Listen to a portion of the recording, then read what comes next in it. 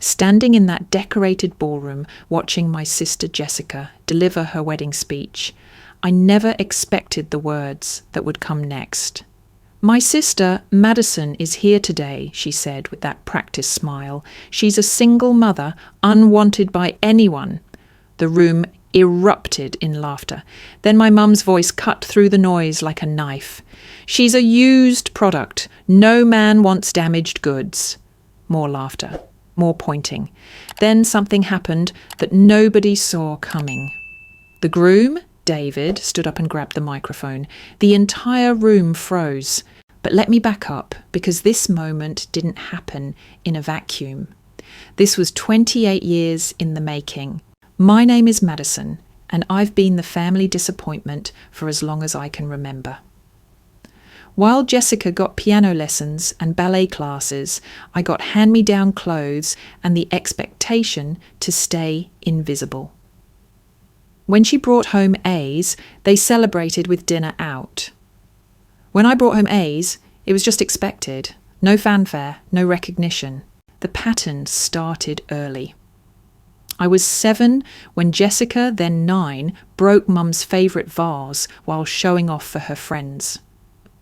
Without hesitation, she pointed at me and said, "Madison did it." I got grounded for 2 weeks while Jessica got a new dress for being honest about my supposed mistake. That's when I learned that truth didn't matter in our family. Perception did. And the perception was always that Jessica could do no wrong while I could do no right. By middle school, the roles were set in stone. Jessica was the golden child, homecoming queen, honour roll student, dating the quarterback. I was the awkward younger sister who spent lunch periods in the library and whose biggest accomplishment was winning the science fair, which my parents missed because they were at Jessica's cheerleading competition. High school brought new challenges, but the same old patterns. When I got accepted to MIT with a full scholarship, the dinner conversation lasted exactly 30 seconds before pivoting to Jessica's plans for community college and her new boyfriend. "Madison's always been the smart one," Mum would say dismissively, as if intelligence was somehow a character flaw. But Jessica has the personality people actually want to be around. Then came the moment that changed everything. I was 16 when I found out I was pregnant. The father was my boyfriend, Jake, a sweet guy from my computer programming class who panicked and disappeared the moment he heard the news. I was terrified, but I thought, maybe hoped, that this crisis would bring my family together. Maybe they'd rally around me. Instead, I became the family shame. "How could you be so stupid?" my dad screamed. "We raised you better than this." My mum cried for days, but not for me, for what the neighbours would think. Jessica, meanwhile, got extra attention as the good daughter who would never disappoint them like this. They wanted me to give the baby up for adoption. "You're too young," they insisted. "This will ruin your life." But when I held my daughter Emma for the first time, I knew I couldn't give her up. She was mine, and I was going to figure out how to be the mother she deserved. The next 5 years were the hardest of my life, but also the most rewarding.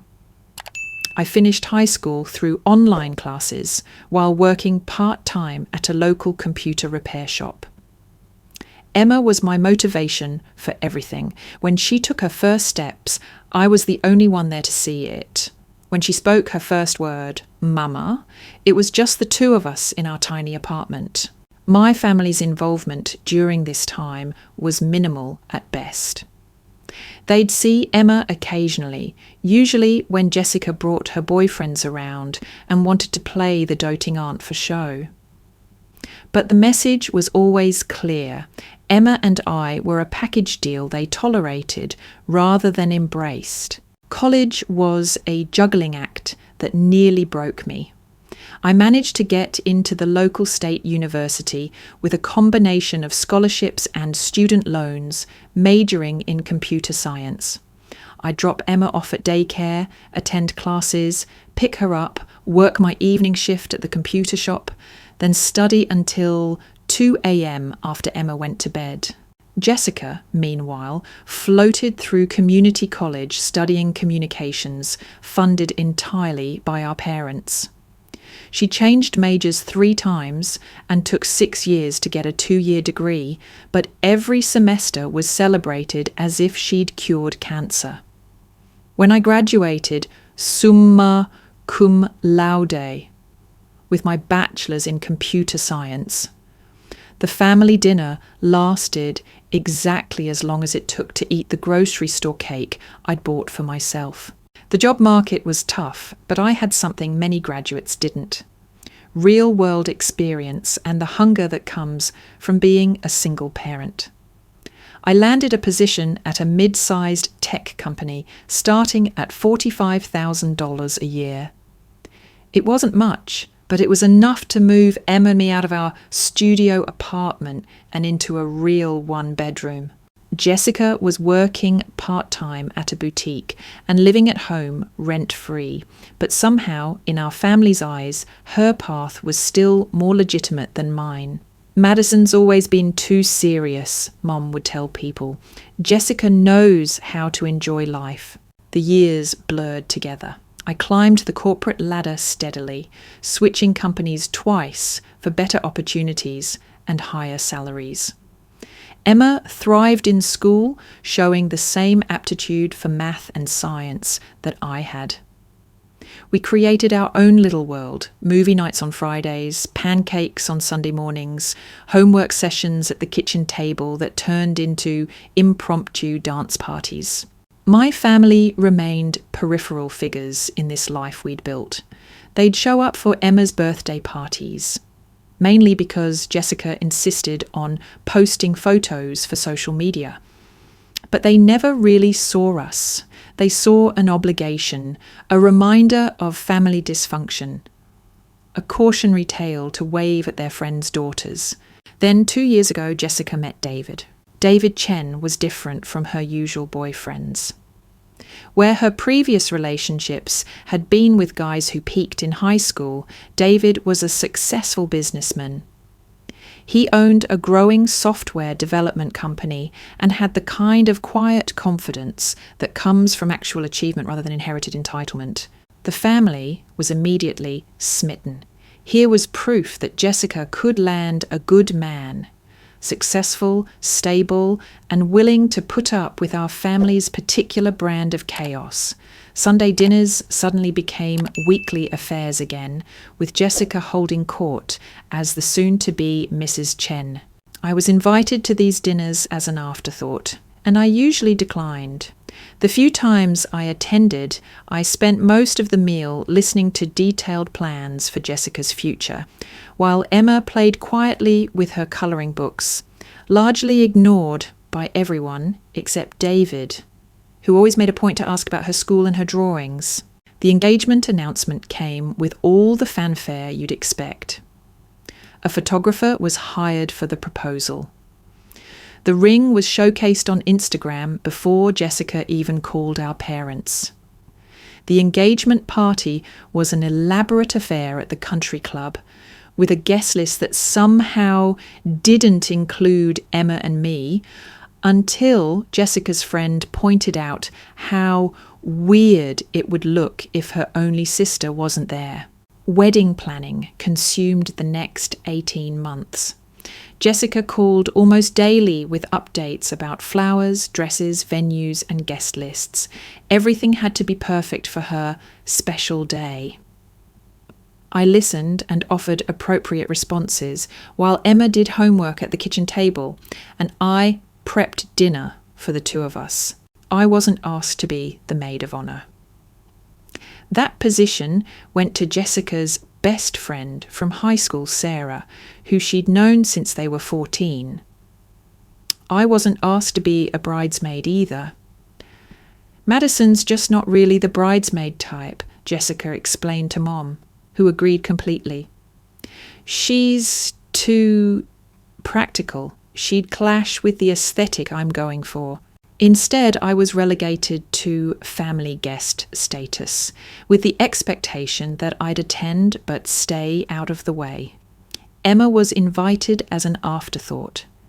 I suppose kids are fine, Jessica sighed when I asked if my daughter could come. The bridal shower was held at Mum's house on a Saturday afternoon. I brought Emma, thinking it would be nice for her to see her aunt surrounded by happiness and celebration. Instead, we sat in the corner while Jessica opened gifts and everyone fawned over her upcoming marriage. When it came time for the traditional games, Jessica made a point of asking all the married women for advice, pointedly skipping over me. Madison wouldn't know about marriage anyway, she said with a laugh that the room echoed. She's never managed to keep a man around long enough to find out. Emma, who was 8 by then, looked up at me with confused eyes. "Mama, what does that mean?" she whispered. I just squeezed her hand and told her we'd talk about it later. The final straw came during the rehearsal dinner. After months of being treated like a distant relative rather than the bride's only sister, I'd had enough. But Emma was so excited to be included in a family celebration that I couldn't bring myself to skip it. We were seated at a table in the back corner, as far from the wedding party as possible, while still technically being in the same room.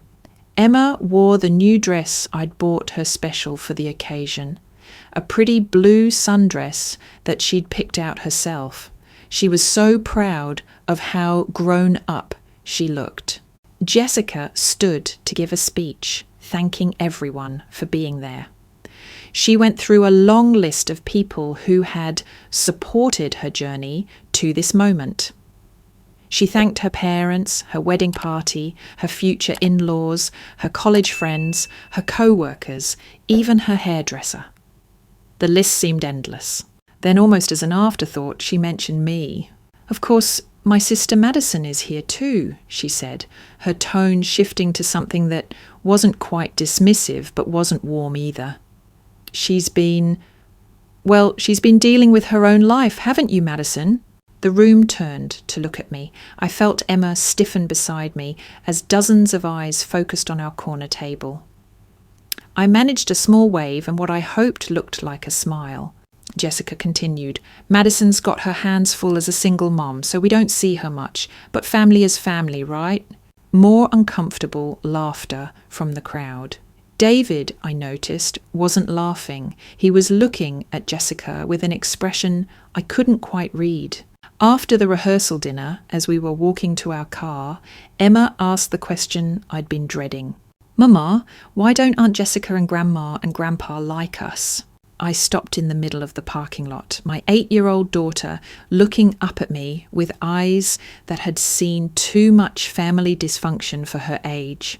In that moment, I made a decision that would change everything. "Baby," I said, kneeling down to her level, "sometimes people don't know how to see what's really valuable. But that doesn't mean we're not valuable. Do you understand?" She nodded, but I could see the hurt in her eyes. My brilliant, kind, amazing daughter was learning the same lesson I'd learned at her age. That in our family, love was conditional and acceptance was earned through being someone you weren't. That night, after Emma went to sleep in our hotel room, I sat on the balcony and made a decision. I would go to this wedding, not for Jessica or my parents, but for Emma. She deserved to see her family celebrate, even if that family didn't fully embrace us. After that, I would stop trying so hard to fit into spaces where we clearly weren't wanted. The morning of the wedding dawned bright and clear.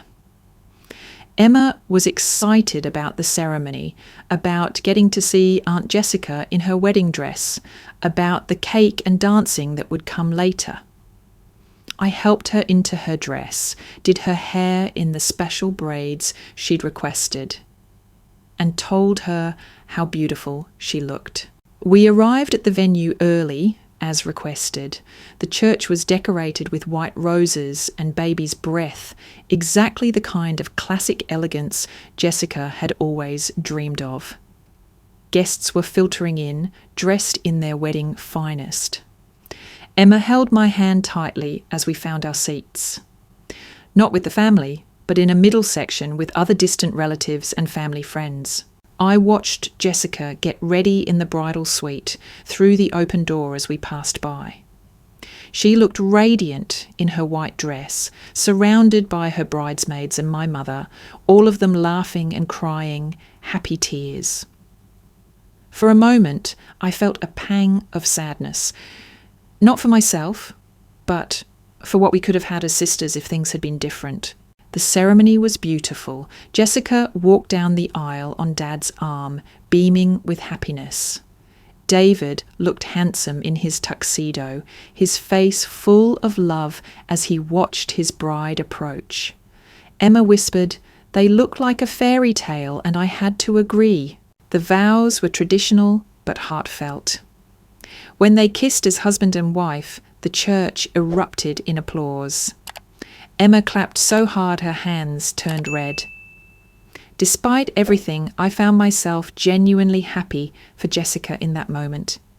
She deserved love and happiness, even if she couldn't seem to extend the same wish to others. The reception was held at the country club, in a ballroom decorated with more white roses and twinkling lights. Emma was enchanted by the elegance of it all. Our table assignment was exactly what I'd expected. Table 12 near the back, with a collection of Jessica's work acquaintances and distant family members who clearly didn't know each other well. Dinner was served, speeches were made by the best man and maid of honour, and everything proceeded exactly as wedding receptions should. Emma ate her chicken tender dinner with more excitement than the meal probably warranted, saving room for wedding cake. She'd been talking about the cake for weeks, Then Jessica stood up to give her speech. Jessica stood at the head table, champagne flute in hand, her white dress catching the light from the crystal chandeliers above. The room quieted as she tapped her glass with a silver knife, the delicate chiming sound cutting through the dinner conversation. "Thank you all so much for being here on the most important day of my life," she began, her voice carrying that practiced sweetness she'd perfected over the years. The crowd smiled back at her, 200 guests hanging on every word of the radiant bride. I felt Emma shift beside me, sitting up straighter to get a better view of her aunt. My daughter had been mesmerised by the whole wedding spectacle, the flowers, the music, the fairy tale romance of it all. She'd eaten every bite of her dinner and was now waiting patiently for cake. Her hands folded in her lap like the little lady I'd taught her to be. "I have so many people to thank," Jessica continued, launching into what I assumed would be the standard wedding speech acknowledgements. She thanked our parents for their love and support, David's parents for welcoming her into their family, her bridesmaids for standing by her side. The usual suspects received their due praise. Then her eyes found me across the room. "My sister Madison is here today," she said, and something in her tone made my stomach tighten. The smile on her face didn't quite reach her eyes, and there was a pause that lasted just a beat too long. "She's a single mother, unwanted by anyone." The words hit me like a physical blow. Around the room I heard the uncomfortable laughter that follows when someone says something cruel disguised as humour. Guests turned in their seats to look at me, some with pity, others with the kind of morbid curiosity people have when witnessing someone else's humiliation. Emma's small hand found mine under the table, her grip tight and confused. I managed to keep my expression neutral, years of practice at family gatherings having taught me how to absorb their cruelty without giving them the satisfaction of seeing me break. But Jessica wasn't finished. Madison's tried so hard to find someone willing to take on her situation, she continued, her voice dripping with false sympathy. But you know how it is with single mothers. Men just aren't interested in raising someone else's mistakes. More laughter, louder this time. Someone at a nearby table actually pointed. I felt the familiar burning sensation behind my eyes that meant tears were coming, but I forced them back. Not here. Not in front of Emma. Not in front of all these people who already thought so little of us. Then my mother's voice cut through the laughter like a blade. "She's a used product," Mum called out from the family table, her own champagne glass raised as if toasting the insult. "No man wants damaged goods." The room erupted. What had been uncomfortable laughter became genuine amusement. I heard someone say, "Oh my God," and another person whisper, "That's harsh but true." A woman at the table next to ours leaned over to her companion and said, "Can you imagine being called out like that at your sister's wedding?" Emma's grip on my hand became painful. I looked down and saw tears in her 8-year-old eyes, though I don't think she fully understood what was happening. She just knew that everyone was laughing and pointing at us, and that whatever was being said, it wasn't nice. I was preparing to stand up, to take Emma's hand and walk out of that ballroom with whatever dignity I could muster, when something unexpected happened. David stood up. The groom, in his perfectly tailored tuxedo, rose from his seat at the head table and walked deliberately toward the microphone stand that had been set up for the speeches. Jessica looked confused, still holding her champagne glass, her mouth slightly open, as if she'd been interrupted mid-sentence. "David," she said, her voice uncertain, "I wasn't finished." But David had already reached the microphone. He gently took it from the stand and faced the room. The laughter died instantly. The pointing stopped.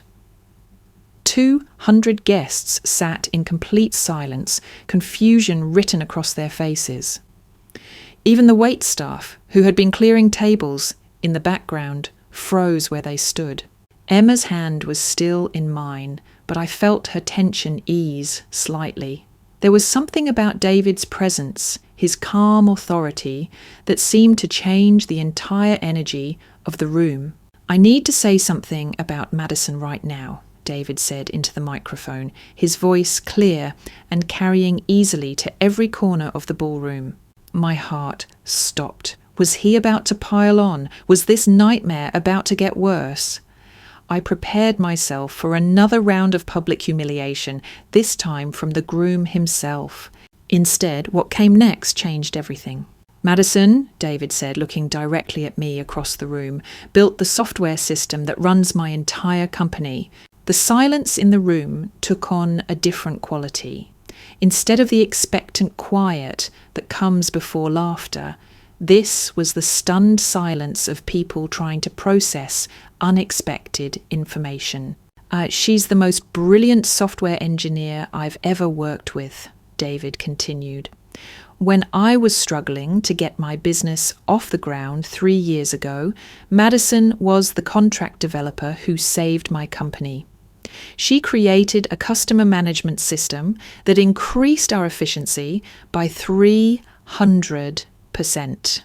I stared at him, my mind racing. How did he know? I'd worked on dozens of freelance projects over the years, often using just my initials to avoid any potential bias against female developers. But I remembered that project now, a small but growing software company that needed a complete overhaul of their client database system. The owner had been young, enthusiastic, and willing to pay fairly for quality work. That had been David's company. Every client we've retained, every contract we've won, every success my business has had over the past 3 years has been built on the foundation Madison created, David said, his voice growing stronger. She didn't just write code for us, she revolutionized how we operate. Jessica's face had gone white. She was still standing beside the head table, but she looked smaller now, diminished. Around the room, guests were turning to look at me with very different expressions than they'd worn just moments before. When I started dating Jessica, David continued, I was excited to meet her family. I specifically asked about her sister because I wanted to thank the person who had literally saved my business. Do you know what Jessica told me about Madison? The room was so quiet I could hear my own heartbeat. She said Madison was just a burden on the family.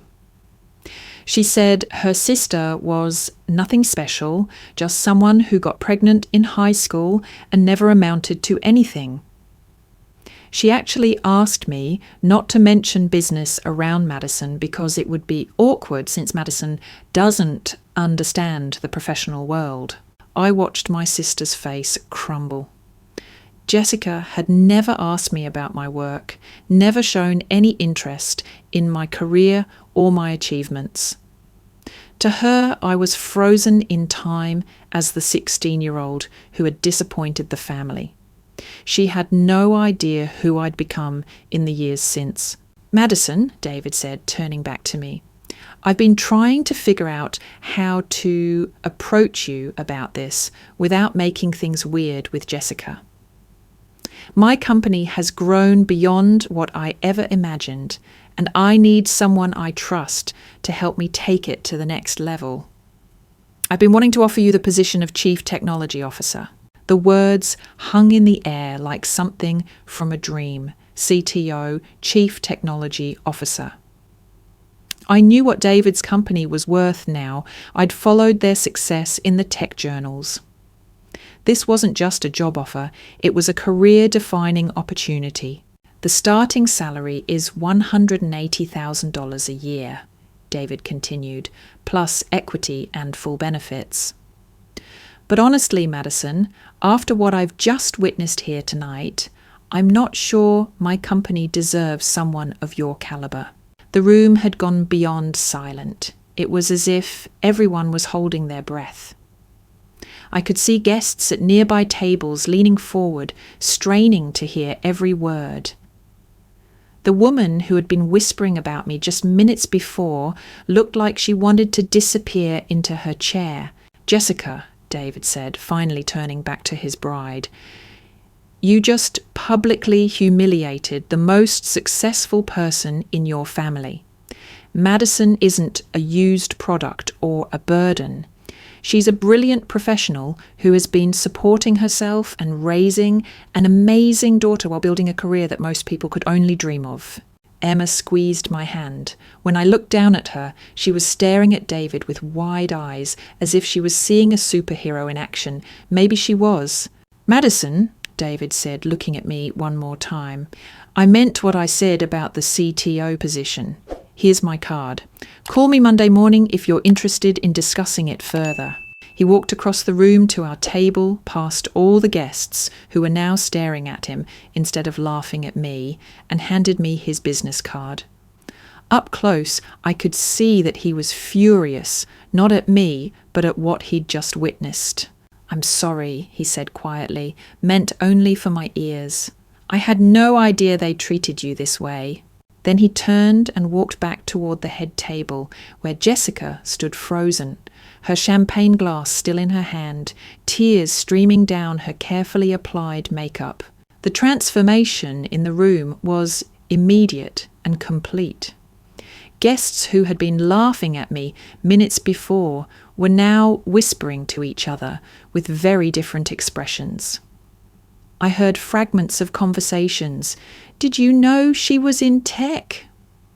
180,000, Chief Technology Officer. I feel so bad for laughing. Several people at nearby tables turned toward me with apologetic smiles. A woman from the table next to ours actually got up and walked over. I'm so sorry, she said, her face flushed with embarrassment. I had no idea. That was incredibly inappropriate. And I'm ashamed that I laughed. Your work sounds amazing. Before I could respond, Jessica's voice cut through the murmur of conversations. David, what are you doing? she said into the microphone, her voice shaky. This is our wedding. This isn't about business. David turned back toward her, and for the first time since I'd known him, I saw him look at my sister with something other than adoration. You're right, Jessica. This is our wedding, and you chose to spend our wedding speech humiliating your sister instead of celebrating our marriage. You chose to let your mother call a member of your family damaged goods in front of 200 people. So, yes, this became about more than just our wedding. Jessica's face crumpled completely. She looked around the room as if seeing it for the first time, really seeing the faces of the guests, the mortification of her family, the complete shift in the room's energy. I didn't mean, she stammered.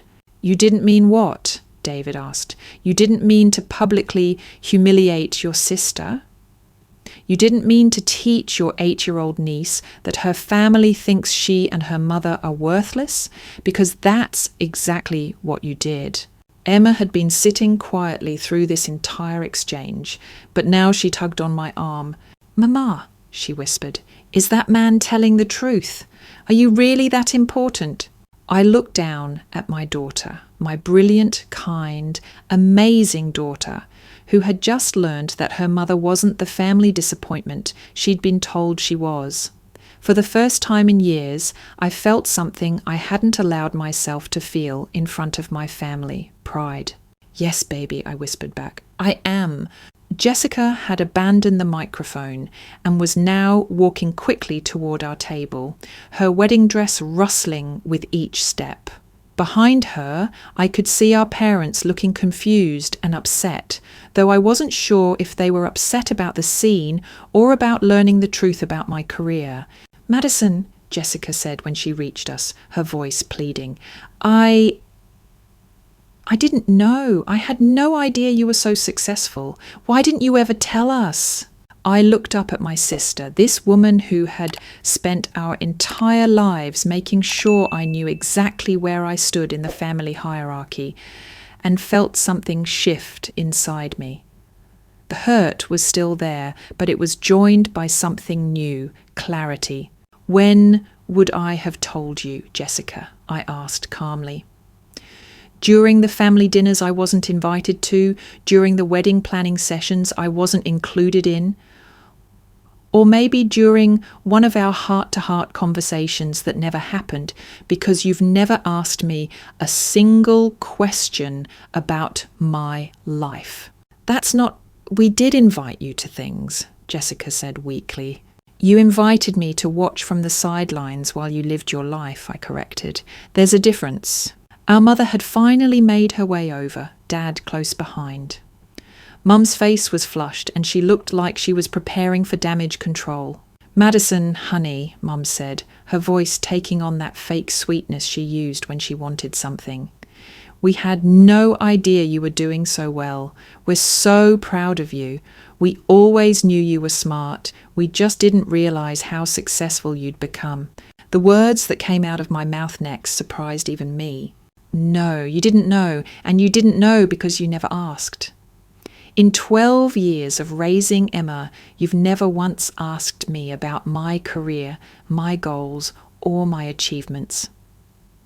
You've never asked Emma about school or her dreams or what she wants to be when she grows up. You've treated us like an embarrassment to be tolerated rather than family to be celebrated. Dad shifted uncomfortably. Now, Madison, that's not fair. We've always what, Dad? Always made it clear that Jessica was the daughter you were proud of, and I was the one who disappointed you.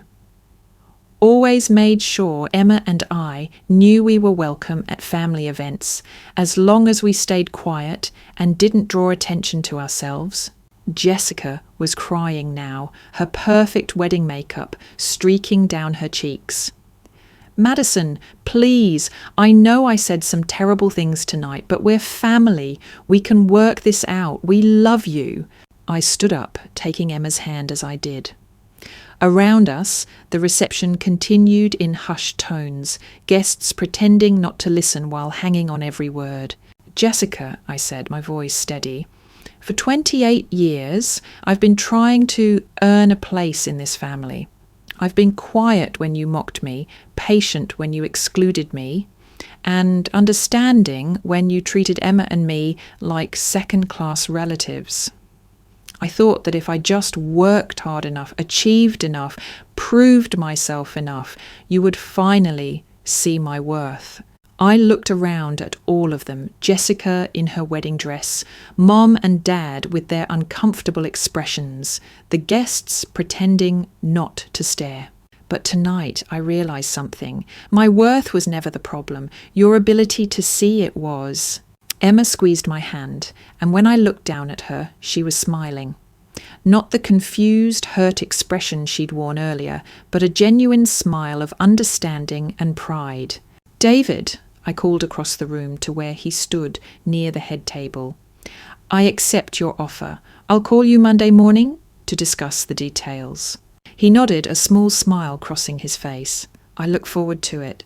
I turned back to my family. "Emma and I are leaving now. Jessica, I hope you have a beautiful marriage. I really do. But I'm done pretending that being related to you means I have to accept being treated as less than." "You can't leave my wedding," Jessica said, her voice rising in panic. "People will talk. They'll ask questions." "People are already talking, Jessica. And the questions they're asking aren't about me anymore." I was right. I could hear the conversations happening around us, and they weren't favourable to my family. Can you believe they treated her that way?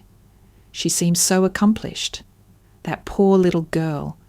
I would never speak to my sister like that.